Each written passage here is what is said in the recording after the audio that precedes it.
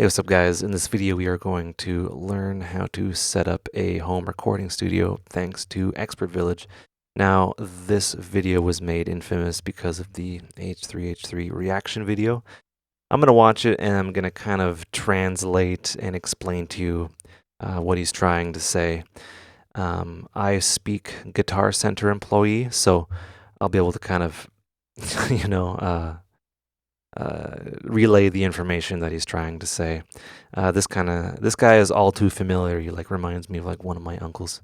Just kind of, fell from a '90s rock band tree, and here he is. So let's give it a watch. I will pause and I will kind of elaborate on what he's trying to say. And this is in defense of him. Hi, I'm Tad Donley, and I'm speaking in behalf of Expertvillage. I got a couple keyboards, over here, which helps. Also, I have a Dell Precision 650. It's a dual Xeon 2.8 gigabytes. So it's a 2.8 gigahertz workstation PC, which was a dual socket, which was pretty hefty back in 2007.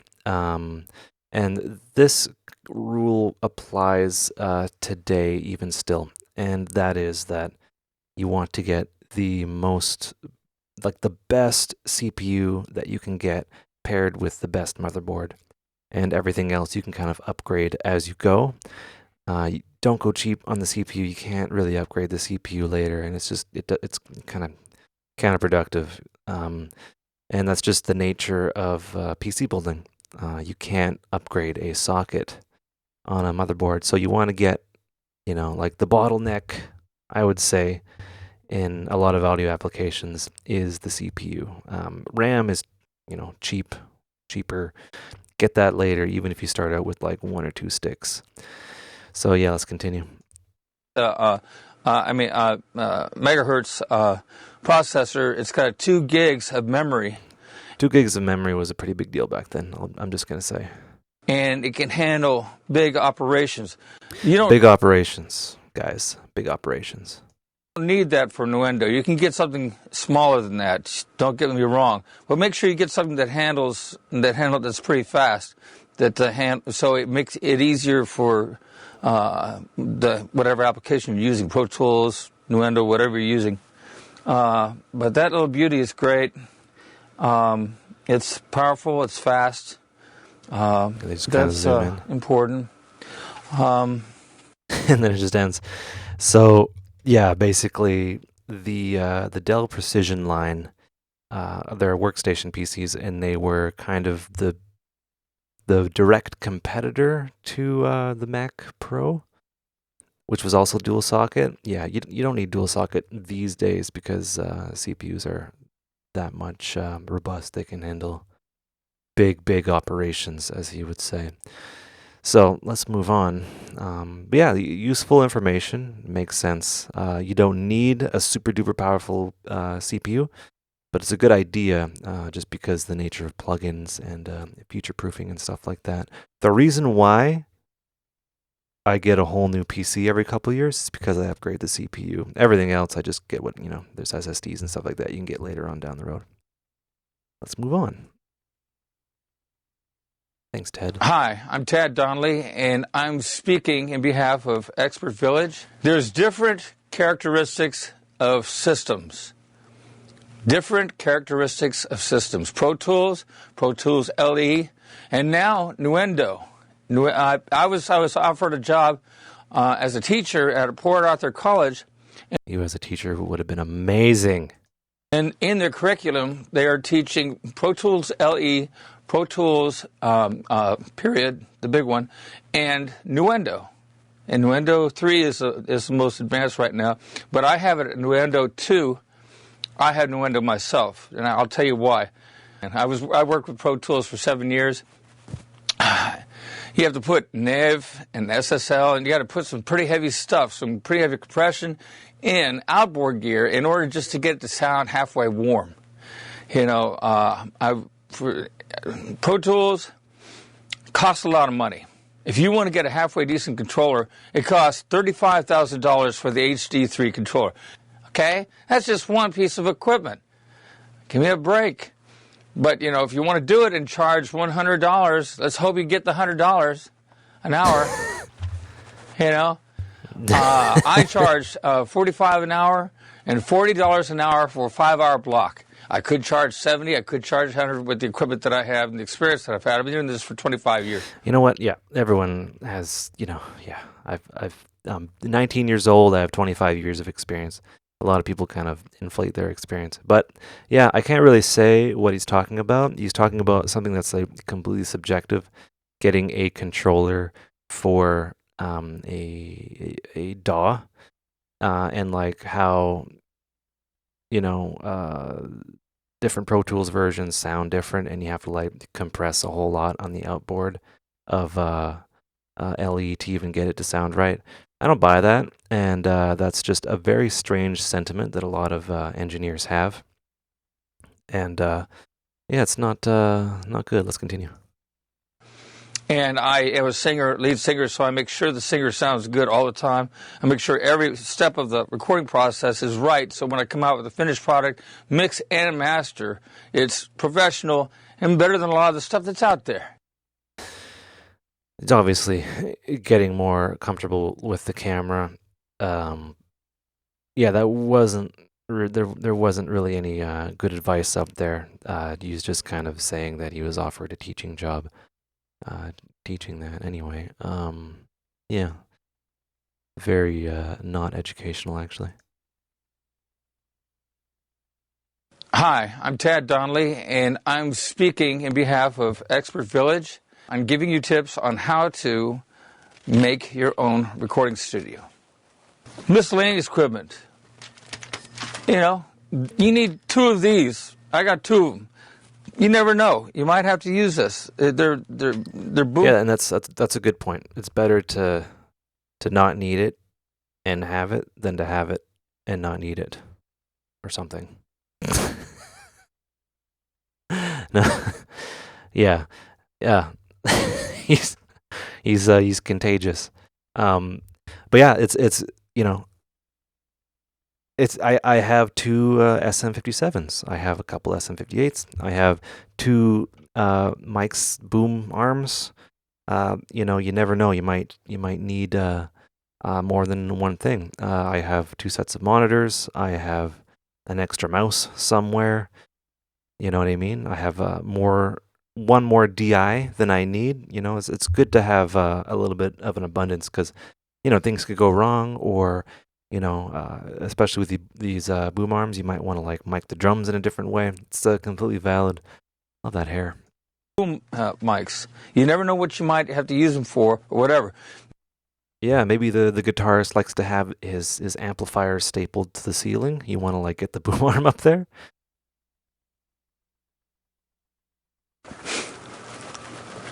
This is a fringe benefit. You don't have to. You can use your mouse.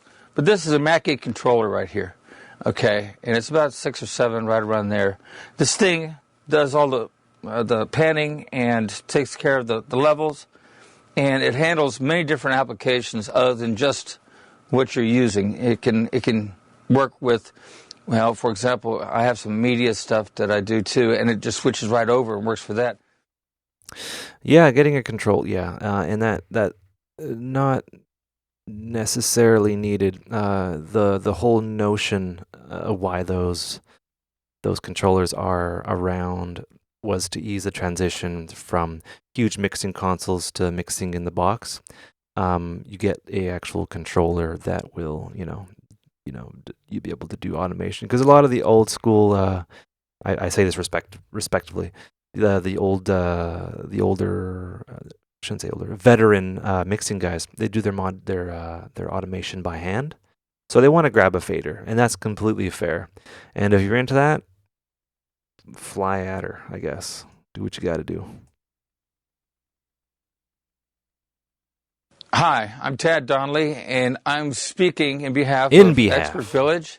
I'm giving you tips on how to make your own recording studio.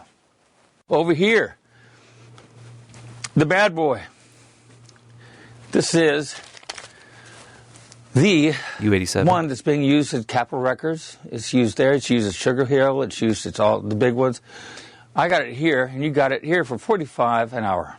Okay, this is the Neumann U87 $3,000 vocal mic. It is magnificent. And that's very true. It's a familiar sound. It takes to EQ well, and sounds good on vocals. That's for sure. AKG puts out a $600 mic. Sometimes it kind of takes a roof off your mouth. The bottom of the roof kind of like falls off sometimes, and there's a frequency that misses on that AKG. And I'm not, I'm sorry, but I used it for 7 years, and I know I had to EQ it to get my roof of my mouth back up in my face, get that all back to normal. Well, this, no problem, man. If you're going to get a mic and you got some money, get the Neumann U87. Don't waste your time on anything else. Don't. You'll have a perfect. Just bring up the EQ a little bit up on the top end a little bit. Just like make a nice little curve on the top. You got yourself the best sound you could possibly get. That's it. Interesting. So what he's saying is the AKG microphone doesn't have a good color compared to the Neumann or the Neumann U87, which is fair to say. And yeah, I think that there are better options out there for someone kind of starting out, or like a U87 should not be your first mic. Your first mic should be 57 or 56, 58. No, I'm joking. Start out with like basic kind of condensers, maybe like an NT1A or something like that. This guy's personality is really infectious, and $45 an hour for access to a Neumann Neumann, not too bad, I guess. But yeah, do I dare? Yeah, let's just continue. I'm Tad Donley, and Hi, I'm Ted. speaking in behalf of Expertvillage. The Headroom. You only have a certain amount of headroom with Pro Tools. If you start pushing a little bit too hard, it starts squawking like a chicken. If you go too low, it starts squawking. You have to work within a certain realm, otherwise you get zapped either way. So you psychologically start bringing your headroom down lower, and you don't realize it. But after about 3 or 4 months, you got it in this place where you're in this small, certain limited band, and you don't have this big sound. You don't have this big sound, man. You can't get the big sound. I tried to get a boom out of the bass drum on one of my albums, my CD. Boom. I tried to get that big boom. I couldn't get a big boom. I paid bucks and couldn't get the boom. So, And plus, it just didn't sound as good. The production didn't sound that good. It didn't come out. I cleaned it up on Nuendo. 4 of the songs off my last CD, Warrior, right here. Warrior? 4 of the songs off the CD, I went ahead and remixed it and redid it on Nuendo. And now it's clear, clean, strong, big, warm, depth. Good. Yes. Oh man. So the CD is called Warrior. I need to find that. Go home, you're drunk. Kind of sounds like it. I don't know. Is there one more video I haven't seen yet? Hi, I'm Tad Donley, and I'm speaking in behalf of Expertvillage. I'm giving you tips on how to make your own recording studio. Where are you going to set up your studio? Where are you going to put it? I'm fortunate enough to where I went ahead and forged ahead and got this warehouse, 2,000 square feet. I made it into a living area. I made it into a recording studio. I put this all up myself, my own hands. I almost broke my elbow getting this one point right here up. This was the hardest of them all right here.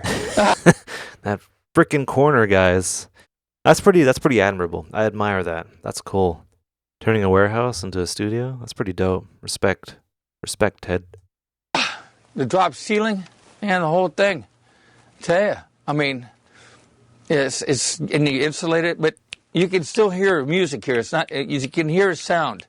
It's not so dead at all compared to some places that you've gone in there and you've seen carpet on the wall and you go, oh wow, you can't even hear yourself, it's so dead.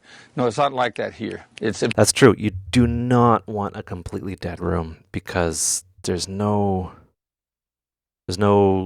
soul, you know what I mean? Like a snare ringing out is not just the snare, it's the room as well. There's things called live rooms, and they are, you know, you spend a lot of money on them, and there's a lot of thought put in, and those rooms are very expensive because those rooms sound nice. Anyway, yeah, he has a good point.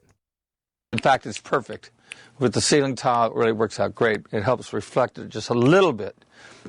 What materials for isolating sound? Well, we were talking about it. Here it is. I like carpet.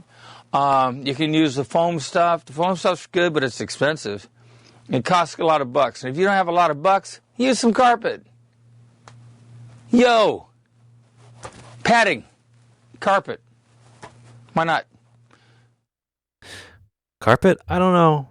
Maybe. Carpet does... yeah, I guess carpet would kind of resolve some reflection issues, but it's just picks up dust and, you know, smoke and stuff. Doesn't sound too tasty to me. Materials for soundproofing, Roxul Safe and Sound, the type of insulation. That's pretty good. A shea carpet. A lot of people have lots of stuff around them, like me, and that offers diffusion, not absorption. And we got one more video, I think. Hi, I'm Tad Donley, and I'm speaking in behalf of Expertvillage SM58s. Now here, the SM58s are the workhorse. This is the industry standard. This has been around for 30 years. That is very true. Those microphones are fantastic. Paul McCartney uses the SM58 over any other mic when he sings. You know why? The diaphragm is simple, and it's 20-20 on each end, and it's clean, and you can do anything with them. Anything. Drums, you can do anything. Anything. Did you know the SM58 and the SM57 are the same diaphragm? It's just a different enclosure. Same diaphragm. That's very true. Yeah, you can double up a 58 with a 57. So you can use this for drums? 56s don't exist. I'm just messing with you. Like the 57s. You can use this for amplifiers just like 57s. It's the same diaphragm. And this has been trusted and true over anything. This will make your life real simple. If you try to get fancy on mics, what happens is you'll get this coloration, you'll get this type of different sound, something sounds kind of just a little weird, and you have to work it out in the EQ and stuff like that. Just get the SM58. He reminds me of my mom, kind of. Just get the SM58. Does an SM58 sound better than a U87? No, I'm just trolling. Basically. Oh, we got one more, I think. Oh, we got so many. Hi, I'm Tad Donley, and I'm speaking in behalf of Expertvillage. I got the best headphones. Fuck yeah. I went ahead and got the best headphones. Headphones, you know, $150, $170. It's worth it to get some good headphones. You know, why not? I mean, the guys appreciate it that put them on here, that come here, and they go to other places and have cheaper headphones, and they hear it. They go, you know, I can hear better over there with these headphones on than I can over this place. They're going to come back. You know what? That is an excellent point, Ted. That is really good, and that's something that I ran into. You know, like for a vocal performance, like if you can't hear yourself well and the headphones are bad, then you know the performance is out the freaking window. We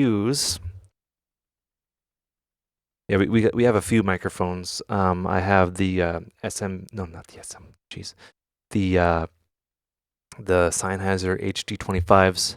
Then we got like AKG ones, and then we got like a pair that Tina really enjoys, like the high gain. You want to be able to hear yourself, And that's true. Yeah, if you have cheap headphones and the vocalist can't hear themselves, then they won't be able to give that performance. Yeah, fair point, Ted. That is like one of the best tips in this little adventure.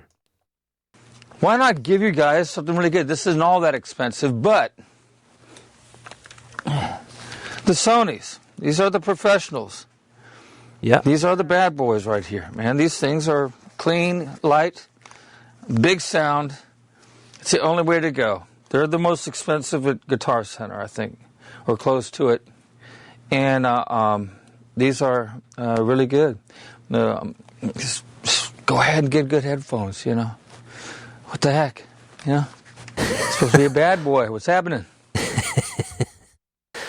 I'm actually starting to really like this guy. This guy is freaking awesome. So fun. I want to chill. I want to chill with him. I wonder where he's located. Okay, let's look at some outboard. Mackie Big Knob, good choice. Hi, I'm Tad Donley, and I'm speaking in behalf of Expertvillage. I'm giving you tips on how to make your own recording studio. Fuck yeah, Ted. Right here, this is the big knob. You want the big knob. The big knob takes the signal to the monitors. The big knob is you press a little button, and they can hear through the headphones, and you can say whatever you want to them without having to yell. Yeah, that's called a talkback, which is also good. This microphone right here is something that I employed. See, it's always good to have more than one thing. This is actually the talkback mic. Because like, yeah, if they have the headphones on and they're like doing something and you say something, they're not going to hear you. But if you talk to them through a talkback microphone, which is easy to set up through like any interface, then you can talk to them. You say, "Yep, off you go. You want to do another take, etc., etc." And yeah, good thing to have. The Mackie Big Knob is pretty versatile. I think they still make them, and yeah, they're fun. Just to turn the volume up and down. I don't mind reaching over here, but anyway. It's got the headphone levels right here, so if they have to adjust the headphone levels, you can do it really easily right here or on your other thing, and that's important. Right here, this is for something. This is really neat right here. This is a Focusrite Vocal Master Pro. This is cool. This has every little thing that you can use that would compression. Takes the S out of. It's got a lot of interesting stuff. So it's a vocal chain in a rack. So yeah, you can compress and DS, and he does that before it goes into the analog to digital interface that he has on it, and which is something that a lot of people do, is they actually, when they record vocals, like they, as in like the general the audio engineer people, they will actually record of the microphone to the compressor and then into the DAW. They don't actually compress afterwards, right? And so when you're monitoring and the vocalist is listening to themselves, they're listening to themselves compressed, which can give a better performance and make your $45 an hour studio sound better than the guys down the street that are $70, $100 an hour. Good, smooth moves, Ted. Use it for vocals to warm it up and clean it up, and so it comes in handy once in a while, depending on the voice. If you have a hard type of voice to deal with, sometimes it might be good to smooth it out a little bit with this thing. This is about $600 or $700. It's worth it. They don't make it anymore. It's worth it. Worth it, yeah. That's awesome. Ted's a baller. Hi, I'm Tad Donley, and I'm speaking in behalf of Expertvillage. I'm giving you tips on how to make your own recording studio. Now over here, these are the bad boys. Truths? This is Genelec. Oh, Genelec. These cost $2,000 each. Oh, yeah, I know that story. You want to get good monitors. What's the most important thing? What's the most important thing you want to get? Something that allows you to listen to what you're doing. Good monitors and a good vocal mic. A real good vocal mic. And if you can get some, this is what you need standard for Mackeys are good. They're not quite. They're like $800 or $900 a piece. Mackeys are the second best over that. JBLs have the big mouth bass end, so when you hear the bass, you think, oh, it sounds great. When you go to the car, all of a sudden there's no bass. You got to be kind of careful. Forgive me, JBL, but you just got to be careful about that. Yeah, he has a point there. Different monitors, depending on the frequency response, will accentuate certain frequencies, and it's not quite the loudness war, but it's like the low end war, the bass war. I have a pair of KRKs, and they really accentuate the low end. And they're great that way because they're like a good reference for clubs. The Atoms over here don't do that. It's more of an accurate reflection of what the bass is actually doing. So, good point. Funny you didn't mention the NS10s. This Advents, they're all right. They're all right around $600, but they're not good. They're not that good. Mackeys are good. If you wanted to save some money and get the best for the money, Mackey's probably the way to go. That'd be the smart way. And I'm just telling you like it is. And Ron will probably say the same thing. Now, these Genelecs are great, man. This is flat, totally flat. Whatever you can tweak, you can do whatever. If you can get Genelecs, the big Genelecs, you got the best sound. You don't have to mess with it. It's not going to change in the car or wherever you are. It's going to sound exactly like what you made, and that's what you want. Yeah, you want an accurate portrayal of what's going on when you're recording to translate well to all other situations, listening environments. Hi, I'm Tad Donley, and I'm speaking in behalf of Expertvillage. Is knowledge and experience. If you have some knowledge and you have experience, great. If you think you have knowledge and experience, but you really don't, and you're discovering new things all the time, and you have your own opinion, and you haven't learned anything, but you haven't really, maybe were recorded at one time, but you don't know anything about this stuff, go to Houston Community College and sign up in their program. Get your training, because there's just too many things that could go wrong, or you just would not know, that could just change everything instantly. It's so precise. It's such a precise thing to work with, that, especially when it comes down to trying to get a good sound, a professional sound, there's so much involved. You have to know what you're doing. You got to hear. You got to be trained to hear everything. You got to be trained to hear the little kick drum. You got to train. You're asking yourself, okay, what do I need to hear here? And all of a sudden, a guitar is not quite right, and you have to EQ it again. You got to know how to do this. You got to, in order to create something that sounds and make it into a hit type of sound, something Mutt Lange would do. I'm a Mutt Lange, okay? I really hope you're not a Mutt Lange. I've got a couple of hits out. I feel good about it. But I'm just saying, you have to make it. You got to learn. You got to get training.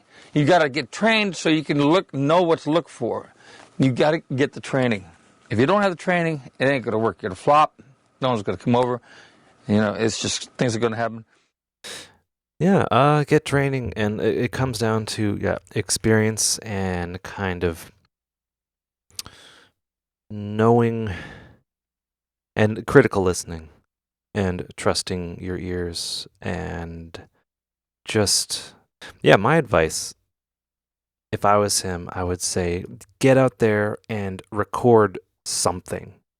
Get a microphone, get a couple of them, get an interface, grab your laptop, go out the door. A piece of advice that I gave in one of my outdoorsy videos was to offer to record a band, a live show band, and a band will not refuse a live recording because it's good. It's good for their EPK or whatever it's called, and that's what I did. Even recently, I'm not too good to say that I don't know what the hell I'm doing. Basically, I bought some mics, and I recorded a live show in an intimate kind of pub sort of thing, and I got the crowd and all that, and I was mixing live, and that's a good way to get experience. They're not going to pay you. You might get a beer out of the deal or something, but it's a good way to just get out the door. And I know someone who got a start that way. He was an engineer, front of house engineer, for many years at a club. I forget what it's called. And you continue to do that, and then he just started recording the bands professionally in a studio, and then he gradually kept on going. Like, you got to get creative and just get out there and get experience and make mistakes, get your hands dirty, get your fingernails dirty, clean them, all sorts of things.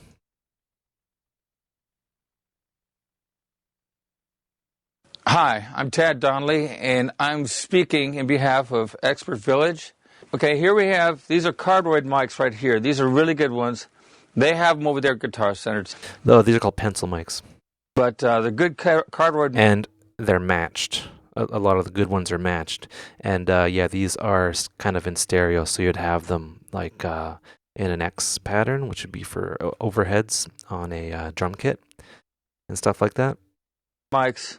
And this is for overhead, overheads on drums, and also for applications where you might be a choir or something like that. You can use a couple of these for your guitar amp miking, for your drums. Some people think that the Audix drums mics are better for drums. No, they're cheaper. You get a set, and they get cheaper than what individually each one of these SM58s cost. So they're covering just their front end of it and a little bit on the front. You can get the SM58 in farther with a deal, and it will sound bigger. Trust me. And you can. It makes it easier for on the other end to get a true good sound. Yeah, that's a good point. It's like, an instrument mic, like this right here. This right here is a SM57. Google it right now. I have two of these. Then I have a couple 58s. 56s don't exist. I'm just joking. Just trying to test you. And you can do so much with this. And starting out, don't worry about like kick drum mics and snare mics. Just take this and put it up to the snare, and then put another one somewhere. And it's all about experimenting and shit like that. And miking an amp is not rocket appliances. It's like really easy. Where was I? I think there's one more video. Good points, Ted. Hi, I'm Tad Donley, and I'm speaking in behalf of Expertvillage. I'm giving you tips on how to make your own recording studio. Hardwood floors, let me tell you about that. I would be wary of hardwood floors. There is a mirror effect that comes back, and I don't care what anybody says. You might not want to go there. You might want to use carpet. That's a good point. Yeah, the hardwood floors they reflect the sound. Sound bounces off. You get comb filtering. You get a bunch of stuff happening in your room, and even if you have hardwood floors, don't worry about it. Just get go to the thrift store and get a carpet. Make sure it's not sticky. Put it on your floor, vacuum it. You're good to go, and that will eliminate reflections. Serious? Not eliminate all reflections, but it'll help your room quite well. I have just simple shop carpets in here. Because hardwood floors will create a mirror image coming back, reflecting milliseconds after it hits. So when it hits and the sound comes back to the mic, you got several milliseconds where it comes back to the mic, and you got a double hit. A double hit, what he means is when you speak into a mic, the mic is getting the sound from your voice, but the sound also goes, bounces off something, comes back, and then bounces to the mic, with a time delay. And when you have two sound signals that are offset from each other, that will cause comb filtering, and that'll really affect the sound. It'll sound, comey, and you'll get like ringing and all that stuff. It's not good. And you're wondering, why is it like that? What's going on? That's because you got a solid hardwood floor. They say it's great. Carpet it. You want to clean. You want to clean, and you want to take it in there, and you don't want it dead. I mean, it's not dead in here. If you want to take it in here and you want to work with it and add reverb, add some depth, whatever, you can do what you want, what you need to do with a perfect signal, just a signal. Yo. Yo. And with that, I must confess that Ted is a pretty freaking cool guy, and I want to hang out with him. And he has a good point. You want the thing that you are recording to come in the best quality and with no coloration. And what I mean by coloration, I mean like no like reflections or comb filtering or like, all that. You want it to be flat, but not too flat. You don't want a completely dead room because that'll sound really unnatural. And if you've ever been in one of those really, really dead rooms, it's kind of frightening. It doesn't sound right. Yeah. And then from there, you can add anything and EQ and add reverb and delay and all that fun stuff and pan, and it'll always sound natural because that super high quality recording that you have in the first part, you have that. So, yeah, maybe I can track down Ted. Maybe. Or is his name Tad? Mr. Donley. I want to track him down and I want to hang out with him. And maybe I can get on a plane and we can chill and just talk bullshit. Anyway, this video has gone on long enough. I thought that it was fascinating. And you know what? When a camera and a microphone is pointed in your face and you're usually the guy behind the scenes, you freak out a little bit. And like you just get verbal diarrhea. It happens to me. And it takes a lot to get over it. So yeah, let's not hate on Ted. Mr. Donley, thank you very much. That was interesting, illuminating, and yeah, that's it. All right. I hope you guys enjoyed. Take care and have a good one.